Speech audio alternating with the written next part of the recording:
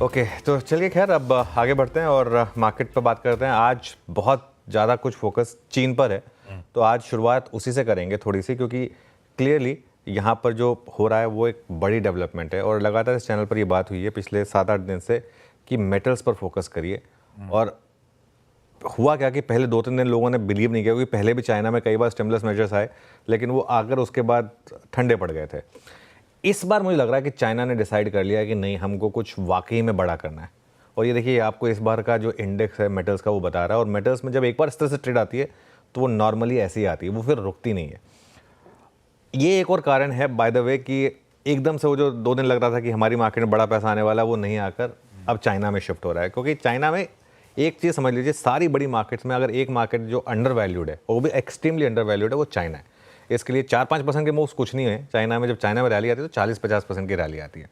तो इसके लिए पहले तो चीन ने किया क्या है ये बता देते हैं। एक और स्टिमुलस पैकेज वीकेंड पर आया, जिसमें 3 चीज़ें की उन्होंने सभी बैंकों को कहा कि आपको अक्टूबर में रेट कट करना है। अच्छा, वहाँ ऐसा डेमोक्रेटिक प्रोसेस नहीं है ना कि हमारे यहाँ तो मतलब एमपीसी ने रेट कट किया, उसके बाद बैंकों के ऊपर डिपेंड करता है कि वो क्या करेंगे। वहाँ तो बोल दिया कि आपको रेट कट करना है, तो मतलब उनको रेट कट करना है। तो ये एक इंटरेस्टिंग चीज़ है। रियल एस्टेट पर बड़े मेजर्स लिए गए हैं वहाँ पर, वो पूरा लूजन करने को कहा गया वहाँ पॉलिसी।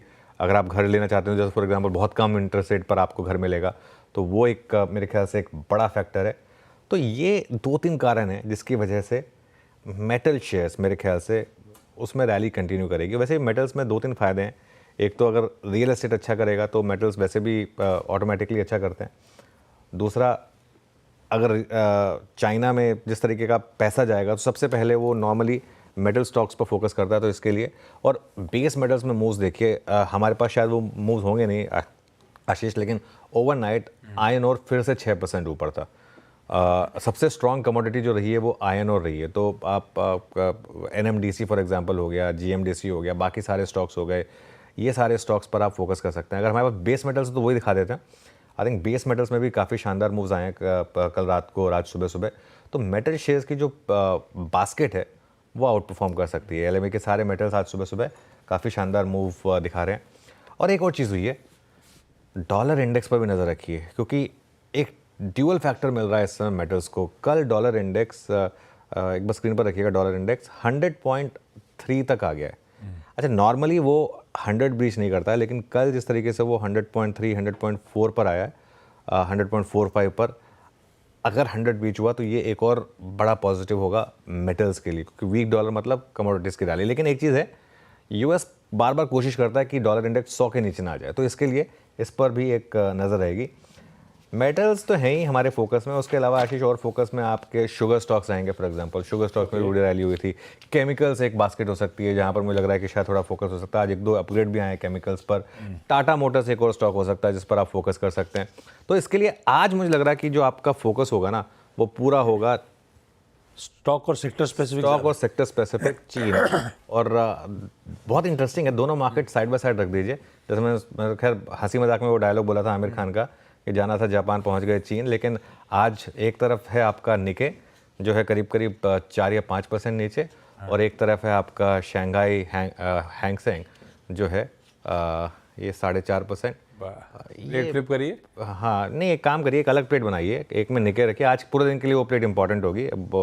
एक जिसमें निके और शंघाई ड्यूअल दिखा दीजिए मुझे, दोनों का, निके और शंघाई का, वो सबसे इंपॉर्टेंट आज, क्योंकि आज के पूरे दिन की कहानी ये दो मार्केट है। हाँ, निके और शंघाई करीब 3.5% ऊपर है और निके करीब 4.5% नीचे है। ये एक और चीज़ इसमें ये भी है, वैसे भी देखिए जापान जो है ना वो डेवलप्ड मार्केट है, तो इसके लिए ये एक चीज़ आपको समझनी होगी कि मार्केट में ज़रूरी नहीं है कि सारी मार्केट एक ही डायरेक्शन में जाएंगी। कुछ मार्केट पॉजिटिव, कुछ मार्केट नेगेटिव, और नेट हमारी मार्केट आई थिंक दोनों से क्यों लेके करी, हम तो एकदम बीच में खुलेंगे, एकदम फ्लैट पे। हाँ, आता हूँ ये ग्लोब में क्या चल रहा है उस पर, लेकिन आज की ओपनिंग कमेंट्री में निफ्टी की चर्चा करी आपने, निफ्टी बैंक की चर्चा करी, और जो फ्राइडे का क्लोज था उसकी बात करी। रिजल्ट सीजन से पहले आपने कहा निफ्टी आईटी को फोकस में रखें। वैसे हमने निफ्टी की रैली को क्या बढ़िया एंजॉय करा था, ट्रांजिशन करा था निफ्टी बैंक पे, उस पर स्ट्रॉन्ग मोमेंटम आया था। एक काम करते हैं, जब आप एक्चुअल नई सीरीज का बिगुल बज ही रहा है, तो Nifty versus Nifty bank versus Nifty IT कैसे स्टैक्ड अप हो रहे हैं, हमारी फेवर्ड पॉकेट कौन सी सकती है? देखिए बिल्कुल बहुत अच्छा सवाल है, और ये इस सवाल का जवाब आपको बस एक प्लेट में मिल जाएगा। ये एक ग्राफिक प्लेट है, इस प्लेट में आपको इसका आंसर छुपा हुआ मिलेगा। देखिए निफ्टी ने इस महीने क्या किया, 3.7% ऊपर है। इस साल क्या किया, 20.5% ऊपर है। निफ्टी बैंक ने इस महीने आउट परफॉर्म किया, और अच्छा खासा आउट परफॉर्म किया, 4.8%। लेकिन फिर भी ईयर टू डेट क्या कर रहा है, 11.5% ऊपर है। निफ्टी आईटी जो पूरे साल की एक ओवरऑल प्रेफर्ड पॉकेट रही है, इस महीने उसने प्रॉफिट टेकिंग दिखाई है करीब करीब 1.1%। इस साल 19% ऊपर है। लेकिन इन सब का जो निकल कर सार आ रहा है ना, कि इवेंचुअली सबसे स्ट्रांग निफ्टी है, सारे बड़े इंडस्ट्रीज में सबसे स्ट्रांग निफ्टी है। ठीक है, इस महीने थोड़ा बैंक निफ्टी का अंडर परफॉर्म किया, लेकिन साल के हिसाब से तो बहुत ज़्यादा आउट परफॉर्म कर रहा है। प्लस क्या होता है ना, बीच में जो Nifty bank versus Nifty IT के एल्गो ट्रेड्स प्ले होती रहती हैं, तो उसके लिए निफ्टी मेरे ख्याल से बेटर प्लेस्ड है। जहाँ तक निफ्टी आईटी की बात है, वो 20 डे मार्क के बहुत करीब है, पिछले 2-3 दिन से वहीं घूम रहा है। वो मेक और ब्रेक लेवल है निफ्टी आईटी का, और अभी अर्निंग सीजन शुरू होना है, उसमें पता चलेगा कि निफ्टी आईटी क्या करने वाला है। बैंक निफ्टी में एक आउट परफॉर्मेंस रही है इस महीने, लेकिन फ्राइडे को जो हुआ है उसका प्राइस एक्शन इंपॉर्टेंट था, क्योंकि कोई एक्सपायरी नहीं थी, कुछ नहीं था। तो फ्राइडे का मूव जो था उसको मैं काफ़ी सीरियसली लूँगा, बैंक निफ्टी के मूव को। और 500 पॉइंट की डिक्लाइन जो है वो छोटी नहीं होती। बैंक निफ्टी में 1% का मूव था, उसको थोड़ा सीरियसली हमको लेना पड़ेगा, खासतौर से जिस तरह से HDFC बैंक गिरा है। तो पोजिशनल कंफर्ट सबसे ज़्यादा निफ्टी में ही है। हम बीच बीच में फेजेस आते हैं जिसमें मैं कहता हूँ prefer Nifty over Nifty bank, या prefer Nifty bank over Nifty, या अब आईटी स्टॉक्स की बास्केट बनाइए, या मेटल्स की बास्केट बनाइए। वो टैक्टिकल कॉल होती हैं, फोर्टनाइट की, महीने की, हफ्ते की। लेकिन अगर आपका लॉन्ग टर्म व्यू है, medium to long term view है, तो सबसे ज़्यादा पोजिशनल कंफर्ट अभी भी निफ्टी में है। सबसे प्रेफर्ड पॉकेट अभी भी निफ्टी 50, सबसे ज्यादा कंफर्ट वहीं मिल रहा है। अब आइए जरा आज के संकेतों पर।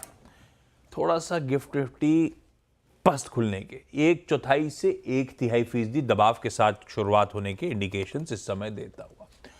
कुछ ही मिनट्स पहले ब्यूटीफुली एशिया में जो परिस्थिति है वो हाईलाइट करी गई थी, कैसे निक्केई में तगड़ा दबाव तो चाइना और फेरिफेरल मार्केट्स में तगड़ा उछाल देखने को मिल रहा है।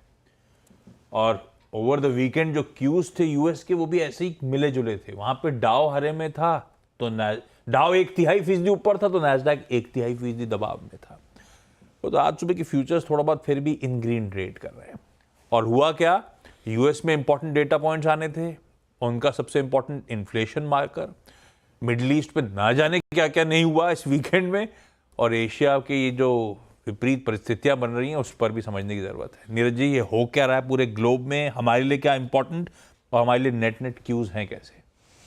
क्यूज अच्छा है और यूएस को अगर आप देखें फ्राइडे को, तो डाउ ने फिर से एक नया हाई लगाया और बाकी दोनों इंडेक्सेस फ्लैट थे। तो यूएस में भी बड़ी तेज़ी तो चल ही रही, वहाँ पे अलग अलग सेक्टर्स में चर्निंग वहाँ पे भी हो रही है। पीसी का नंबर है जो फेड बहुत ट्रैक करता है, वो नंबर 0.1% बढ़ गया, तो वो भी एक अच्छा नंबर है। अब वहाँ पे 2 बैठक भी और उन्हीं फेड की, तो लोग ये गेस कर रहे हैं कि किसी एक बैठक में ½ % कट और आएगा। वो नवंबर में आ सकता है, दिसंबर में आ सकता है, बैक टू बैक मीटिंग है। तो इसलिए वहाँ पे भी तेज़ी में कोई दिक्कत नहीं है। और नवंबर वाली मीटिंग इसलिए इम्पोर्टेंट होगी कि उस बार चुनाव भी हैं, नवंबर में मतदान होगा यूएस में। तो यूएस में लगातार जो रैली चल रही है, अब वो आ रही है थोड़ी सी चीन की तरफ, क्योंकि वहाँ बहुत स्टिमुलस डाले जा रहे हैं। रोज़ कुछ ना कुछ एक बड़ा स्टिमुलस बैंकों के, होम बायर्स के लिए आ रहा है। जापान में ये लगभग माना जा रहा है कि दिसंबर में एक रेट हाइक होनी है, तो उसकी वजह से आज थोड़ा सा ट्रेडर जिटरी हैं, क्योंकि नए जो प्राइम मिनिस्टर हैं वहाँ पे वो बहुत ही फ्लेम्बॉयंट टाइप के हैं और बहुत स्ट्रिक्ट हैं।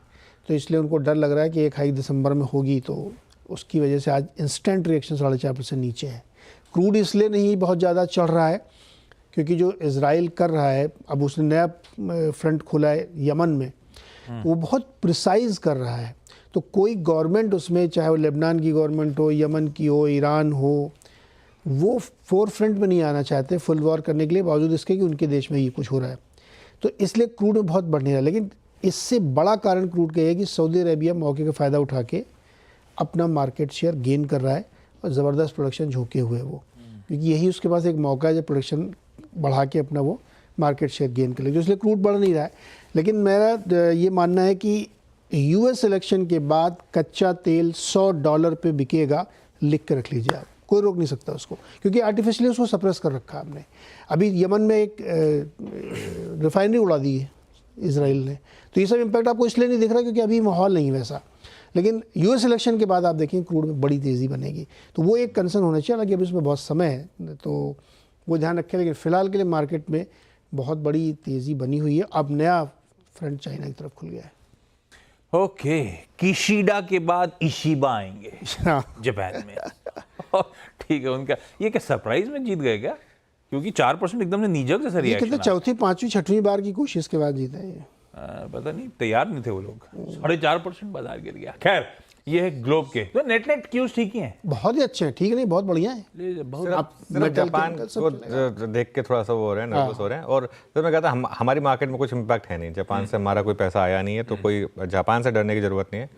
और एक और चीज़ आशीष, देखिए पॉलिटिकल रिएक्शंस ऐसी होती हैं जब गवर्नमेंट्स चेंज होती हैं तो वो वायलेंट होती हैं, लेकिन वो आपको मौके देते हैं। मुझे हैरानी नहीं होगी अगर एक हफ्ते 10 दिन में जापान भी वापस उसी लेवल पे वापस आ जाए जहाँ से आज गिरा है, तो क्योंकि ये सब चीज़ें नी जर्क रिएक्शन होती हैं। आपको याद होगा जब 2004 में वो गवर्नमेंट चेंज हुई थी, वाजपेयी गवर्नमेंट हटी थी और वो गवर्नमेंट आई थी, हमने डाउन सर्किट लगाया था और उसके बाद इतिहास की सबसे बड़ी रैली हुई थी। तो ये सब चीज़ें मार्केट में होती रहती हैं। ठीक बात है। तो संकेत हैंड ओवर कह लीजिए ओवर द वीकेंड जो आया है, नेट बढ़िया है।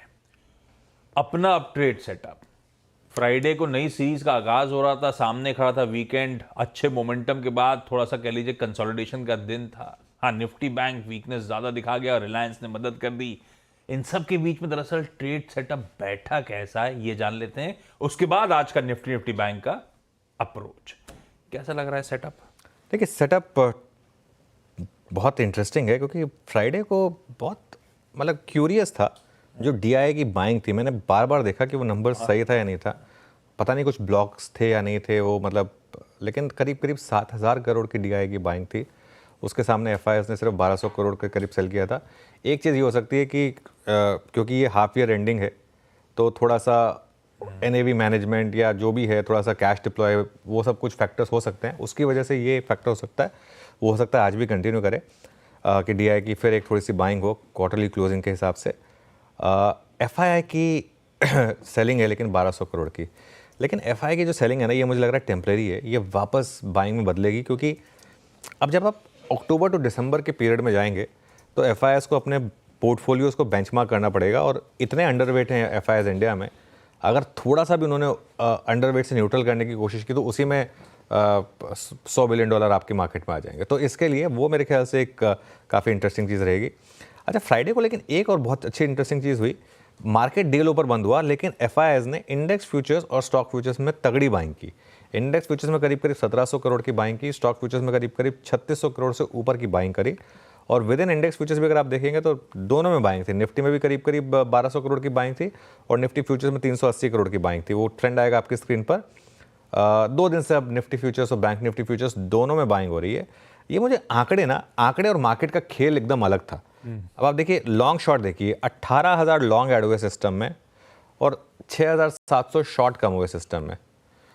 तो ये कहाँ गए ये सब के सब जो लॉन्ग शॉर्ट बाइंग इतनी DIAs की, वो स्क्रीन पर तो दिख नहीं रही थी। वो काफ़ी इंटरेस्टिंग था। और वो लॉन्ग शॉर्ट देखिए अब आपको काफ़ी ऊपर की तरफ बढ़ा और फिर से हम ऑलमोस्ट अब तक के ऑलमोस्ट हाईएस्ट नेट लॉन्ग पर आने वाले हैं। 81% नेट लॉन्ग है हम, और करीब करीब 3,61,000 के करीब लॉन्ग कॉन्ट्रैक्ट हो गए यहाँ पर। इवन इंडेक्स ऑप्शंस का आंकड़ा बहुत इंटरेस्टिंग था। इंडेक्स ऑप्शंस में स्प्रेड बनाए हैं FIIs ने दोनों तरफ, कॉल लॉन्ग ज़्यादा, उसके सामने कॉल शॉर्ट 3.7 लाख, तो नेट 3.5 लाख कॉल बाई हुई। सेम पुट लॉन्ग में, पुट लॉन्ग 6 लाख और पुट शॉर्ट 3 लाख, तो अगेन पुट में भी 3 लाख का स्प्रेड है। तो ये बहुत इंटरेस्टिंग था जो फ्राइडे का बेसिकली डेटा ऐसा है, डेटा देख के कुछ समझ नहीं आ रहा। फ्राइडे का ऐसा डेटा था। इंडिया विक्स 0.33% नीचे था 11.96 पर, और पुट कॉल रेशो अच्छा खासा करेक्ट हो गया, 1.16 पर आ गया वर्सेस 1.37। ये एक अच्छी चीज़ हुई कि जो मार्केट थोड़ा एक्सट्रीमली ओवरबॉट था वो थोड़ा सा लेस ओवरबॉट पर आ गया, और हो सकता है आज थोड़ा सा और नीचे भी आ जाए वो जो पुट कॉल रेशो है। लॉन्ग शॉर्ट की जहाँ तक बात है, BPCL और ग्रैन्यूल्स में लॉन्ग बने, और BPCL का लॉन्ग काफ़ी इंटरेस्टिंग था। क्रूड के गिरने का आई थिंक एक इम्पैक्ट था। यहाँ पर रिस्क सिर्फ यही रहेगा कि अगर आज भी सुबह पेपर में आया कि ₹3 का प्राइस कट हो सकता है पेट्रोल डीजल में, तो वो थोड़ा सा रिस्क रहेगा, लेकिन लोगों ने लॉन्ग बनाया यहाँ पर। बिरला सॉफ्ट और IEX की तो ज़बरदस्त धुनाई हो रही है, और मुझे हैरानी नहीं होगी अगर आज या कल में दोबारा बैन में भी आ जाएगी। 20% ओपन इंटरेस्ट जम था यहाँ पर, बिरला सॉफ्ट में 20% ओपन इंटरेस्ट जम था। शॉर्ट कवरिंग हुई थी गेल और REC में, लेकिन आज गेल के लिए थोड़ी सी नेगेटिव खबर आ गई, तो इसके लिए गेल पर फोकस करेंगे। और लॉन्ग अनवाइंडिंग हुई थी 2 स्टॉक्स में, चोला फाइनेंशियल और चोला इन्वेस्टमेंट और अदानी पोर्ट्स, यहाँ पर लॉन्ग अनवाइंडिंग हुई। बैन में कोई भी स्टॉक नहीं है अभी के लिए एटलीस्ट, और 1-2 दिन से वो चेंज हो जाएगा, लेकिन अभी के लिए बैन में कोई स्टॉक नहीं है। ये तो डेटा एक्चुअली वो एक लार्ज शेड होना था नुवामा का, उसमें तो सब FI घुसे थे, उल्टा हुआ FI की सेलिंग का आंकड़ा, DIs की गजब की बाइंग है, कंफ्यूजिंग डेटा है। आज ऑनवर्ड शायद डेटा रिलेटेड और क्लैरिटी सामने आए। अब आइए निफ्टी के हमारे अप्रोच पे। अच्छा, वो ट्रेंड और टैक्टिकल की आपने क्लैरिटी तो दे दी, तो टैक्टिकली इधर उधर जाएं बात अलग है, लेकिन ट्रेंड तो ज्यादा बुलिश निफ्टी 50 में नजर आता है। अपने फ्राइडे के जो लेवल्स थे वैसे डिफाइंड मार्कर्स, उसी के बीच में पहला रेजिस्टेंस पहला सपोर्ट, उसी के बीच में बाजार घूमता हुआ नजर आया, उन डिफाइंड मार्कर्स के बियॉन्ड गया ही नहीं। और अपने जो स्टॉप लॉसेस अपन ट्रेल करके चल रहे हैं कहाँ पे थे, वो 950 थे शायद, अभी भी सिस्टम में इंटैक्ट है भाई साहब। तो अपन वो रैली अभी भी इंजॉय कर रहे हैं अपने ट्रेलिंग स्टॉप लॉसेस के साथ। लेकिन अब निफ्टी 50 का अप्रोच बिल्कुल, देखिए आज थोड़ा सा जो सपोर्ट है ना उसको थोड़ा डीप रख रहा हूँ, 25,950 से 26,050। एक तो ऑप्शंस का डेटा वहाँ पर प्लेस्ड है, प्लस वो एक्सपायरी डे लो, वो क्रूशल है। सॉरी, और अगर वो टूटा तो 25,750 से 25,800 जो लगातार बात हुई थी कि ब्रेकआउट जोन था, जहाँ पर फ्रेश एंट्री भी कराई थी हमने, तो वो एक बड़ा इंपॉर्टेंट सपोर्ट है। अभी भी मैं यही कहूँगा कि आप एग्जिस्टिंग लॉन्ग में बने रहें। 25,950 का एक टाइट स्टॉप लॉस रखें सिस्टम है। 25,950 अगर ब्रीच होने लगे ना आशीष, तो फिर लॉन्ग से बाहर निकल जाइए। फिर भी आपने अच्छी खासी ट्रेड भुना ली होगी। हाँ, अब अगर आपको नई एंट्री करनी है तो ये मौका होगा 25,950 से 26,050 के जोन में। अगर आपको मार्केट मिल जाए किसी भी कारण से, अगर आज मिल जाए फॉर एग्जांपल किसी पैनिक में, तो वो एक अच्छा जोन होगा फ्रेश एंट्री करने का। और पोजीशन में ये इंट्राडे ट्रेड नहीं है, आज इंट्राडे में मेरा कुछ ज़्यादा कन्विक्शन आ नहीं रहा है। स्क्रीन पर अगर दिखेगा तो बात करेंगे। अभी के लिए जो ट्रेड है ये पोजिशनल बात हो रही है। और कोई भी ट्रेड आप लें, एक स्टॉप लॉस रखें सिस्टम में क्लोजिंग बेसिस पर 25,950 का, 25,950 के करीब का एक सिस्टम में क्लोजिंग बेसिस पर स्टॉप लॉस रखें। यहाँ आपको रेजिस्टेंस मिलेगी पहले 26,250 से 26,300 पर, जो आपका ऑल टाइम हाई है, और उसके बाद बड़ी रेजिस्टेंस मिलेगी आपको 26,350 से 26,500 पर, जो ऑप्शंस के हिसाब से आपका एक जोन है जहाँ पर आपको रेजिस्टेंस मिलेगी। आज अभी मैं कोई प्री मेडिटेटेड इंट्राडे में बाय या सेल ट्रेड नहीं डिस्कस करूँगा, क्योंकि स्क्रीन देखकर डिसाइड करेंगे। लेकिन पोजिशनली अभी भी बने रहें, जब तक 25,950 स्क्रीन पर इंटैक्ट है तब तक कोई दिक्कत नहीं है मार्केट। बिल्कुल ठीक, पोजिशनली बने रहें। आज स्पेसिफिक मूव्स के लिए जरा सा मार्केट को खुलने देते हैं, गाइडेंस के लिए होंगे। पहला सौदा में कोई भी ट्रेड ग्रिप में आ रहा होगा तो इस चैनल में बट ऑब्वियस है अपन लपक लेंगे। निफ्टी बैंक, आपकी ओपनिंग कमेंट्री में कुछ कंसर्निंग टोन था। फ्राइडे का वो पेनफुल क्लोज हो या HDFC बैंक की जो आपने कई बार चर्चा करी, वो डबल टॉप टाइप फीलिंग अटका ही है उस टाइम पे। हाँ, डबल टॉप जब होता जब वायलेंट फॉल आता उन लेवल से, लेकिन फिर भी वो अटका हुआ है। क्या करें निफ्टी बैंक में, अब फ्रेश अप्रोच क्या रहेगा? आज वैसे बैंकेक्स की एक्सपायरी का दिन। बिल्कुल, देखिए बैंकेक्स आज एक्सपायरी हो रही है, कल निफ्टी फाइनेंशियल सर्विसेज और निफ्टी बैंक दोनों की एक्सपायरी है, क्योंकि परसों छुट्टी है, इसके लिए ट्रंकेटेड वीकेंड है इसके लिए। देखिए बैंक निफ्टी पर पहला सपोर्ट आपको मिलेगा 53,650 से 53,700 ऑप्शंस का जोन जो है। वेंसडे की छुट्टी बोलते ही आशीष के चेहरे पे स्माइल आ जाती है। याद आ गई ना एकदम से। वो वैसे क्या वेंसडे की छुट्टी होती भी अच्छी है, आपको 2 बार वीकेंड की फीलिंग आती है, एक बार ट्यूसडे को और एक बार फ्राइडे को। खैर नहीं भाई, यहाँ पर इसमें एक लफड़ा है, फिर 2 मंडे टाइप की फीलिंग आती है।